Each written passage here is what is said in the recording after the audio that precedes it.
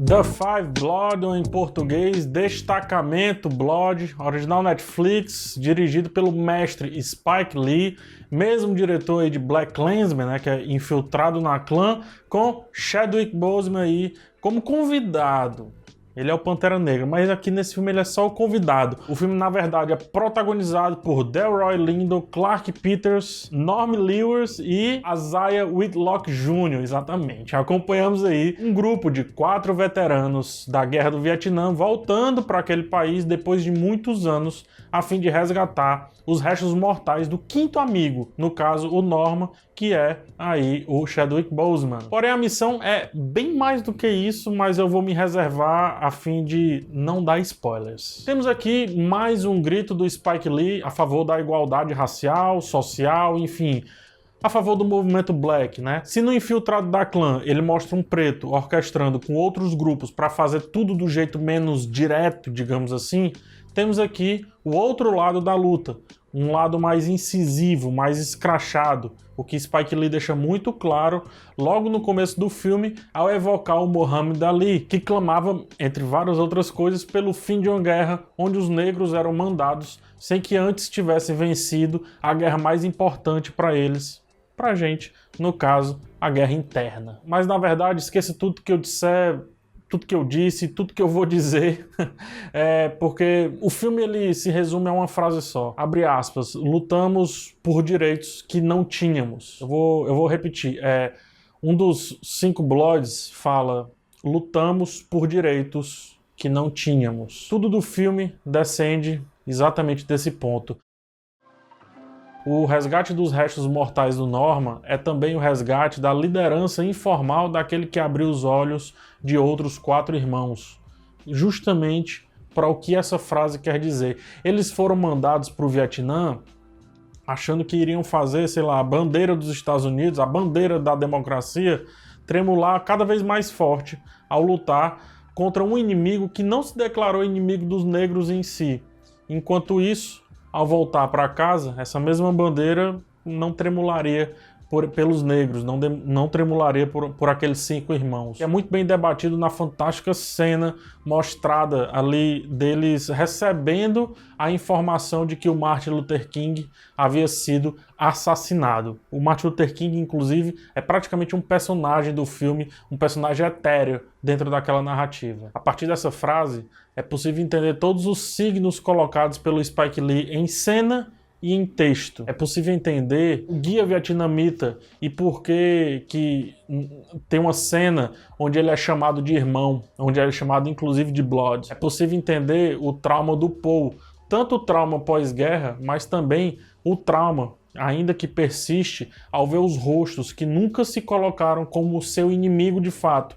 E só foi assim porque pediram para que eles fossem lá e se declarassem inimigos daqueles nativos, digamos assim. Quando Paul tem um ataque de pânico e surta, mais do que escancar o seu preconceito para com os vietnamitas, ele expõe um preconceito contra o seu passado, contra as suas dores, de ver que, ao olhar a pobreza daqueles, talvez veja mais um espelho do que de fato um horizonte claro. Por isso, talvez Paul tenha andado aí por caminhos tortos ao longo da sua vida. Ele é fruto da América Grande. Só revisitando essa América Grande, talvez ele se livrasse da dor matriz que sempre carregava. Outra frase do filme diz, depois de lutar uma guerra, você vê que ela nunca realmente acaba. O resgate do Norman, por exemplo, vai além do resgate dos restos mortais de um ser humano. É o resgate da liderança raiz. E pensar que a guerra nunca acabou, por isso os flashbacks são com eles mais velhos e o personagem do Chadwick Boseman mais novo, é pensar também que os antigos líderes ainda precisam que as suas vozes sejam repetidas. Norman representa Muhammad Ali, representa Luther King, representa Malcolm X. E o Spike Lee clama em texto que resgatemos vários Normans que ficaram pelo tempo e que precisam voltar para a luta, porque a luta não só continua, como nunca parou. Dessa forma, muito pessimista, o Spike Lee ele representa uma voz que encaixa em um 2020 como uma luva. O pessimismo ele consome Paul, consome até o mais efusivo Otis, né, um dos personagens. Mas ao encontrar os restos do Norman, tudo se maximiza, tudo fica mais complexo. Os embates internos, os conflitos individuais e também os embates externos, aquilo que vem de fora para dentro atacar aquele grupo. O movimento inteiro, ele não é unido, se a gente pensar bem, e nunca vai ser. Se apenas quatro vozes destoam, imagine milhares. Por conta disso, o filme ele dedica tempo ao mostrar a discordância dos irmãos, mas nunca, perceba, nunca, jamais mostra que eles têm objetivos muito, muito distantes um do outro. Ao se conectar com as vozes originais, ao se conectar com o Norman, colocado ali como uma alegoria, duas escolhas são impostas: lutar ou fingir que não há luta. Sendo que a segunda escolha poderá levar para uma vala cavada por aquele mesmo que negou essa luta. E qualquer referência ao filme nesse ponto específico não é mera coincidência. Para condensar todos esses pontos, tudo isso que eu falei, o filme se mostra como 3 em 1, principalmente em estética, deixando bem clara todas as mudanças ao brincar ali com o tamanho da janela de exibição. A janela de exibição é isso aqui que você está vendo. E aí ele referencia Apocalipse Now, desde um cruzamento de imagens, né, um crossfade entre imagens, até a trilha sonora, referenciando aí também filmes que o texto julga ridículos, como o Rambo, como o Chuck Norris, quase num lance de... Não é esse filme que vocês gostam sobre Guerra do Vietnã? Pois tá aí, ó.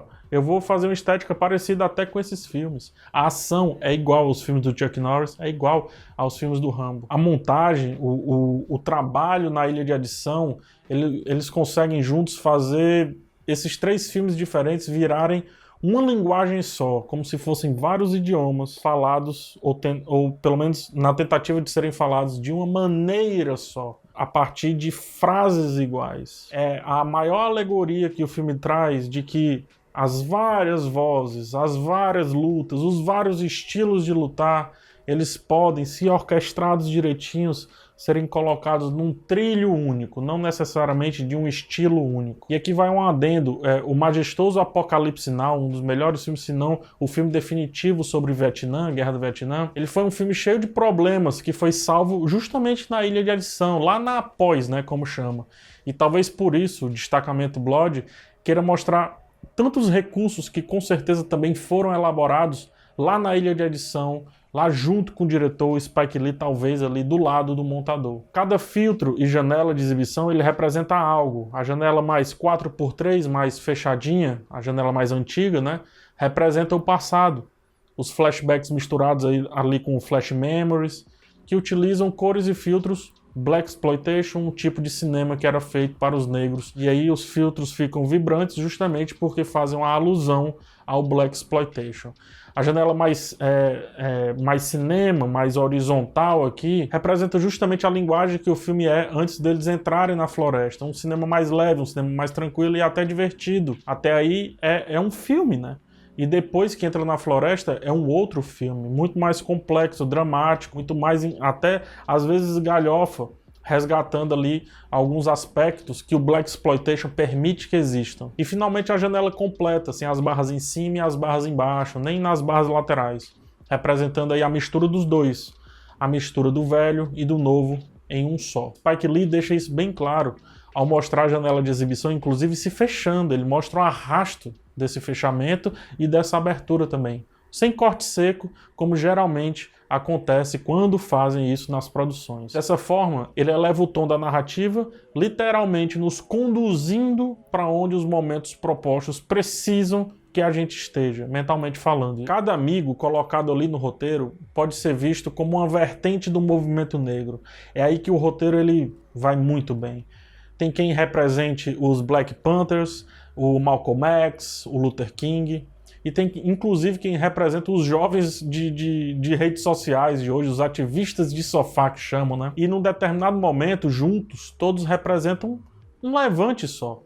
Até chegar lá, porém, o filme ele se perde um pouquinho no terceiro ato, quando fica muito repetitivo, quando vai de novo nos conflitos, de novo, em conflitos e nos embates internos do grupo, que já foram apresentados várias vezes, porém, ele retoma o ritmo e a qualidade no ato final. E sim, ele tem 4 atos, são 3 macro conflitos propostos e termina com um 4º ato e depois ainda tem um epílogo lindo e muito forte que condensa aí o real motivo daqueles que foram pela última vez lutar uma guerra que talvez agora sim era uma escolha deles. Destacamento Blood brinca livremente com mais de uma estética, o que pode deixar o filme extremamente confuso e estranho para muitos, mas praticamente tudo é colocado com um motivo e a estranheza é o principal desses motivos, assim como é estranho ver 2 movimentos que falam sobre a mesma coisa falando de maneiras diferentes.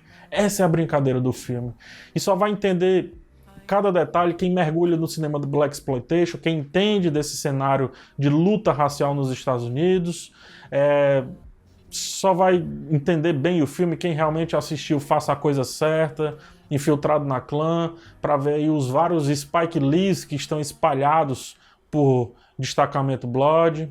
E também para entender que o filme é um grito que ele dá a favor da luta dos direitos iguais, só que agora é um grito mais bruto, mais incisivo. É preciso passear por vários filmes sobre Guerra do Vietnã, como Apocalipse Now, Platoon e até o Forrest Gump, a fim de compreender as diversas escolhas visuais que fazem o filme ser um caleidoscópio de estética. É preciso sim conhecer a carreira do Muhammad Ali, pois até o fato dele sempre pousar para as fotos com um punho para frente, desse jeito que eu estou fazendo aqui agora, nos faz compreender porque um plano fica quase 1 minuto ali no Norman com esse punho na frente da câmera, esperando que os irmãos cheguem. E não, o filme ele não é autocontido.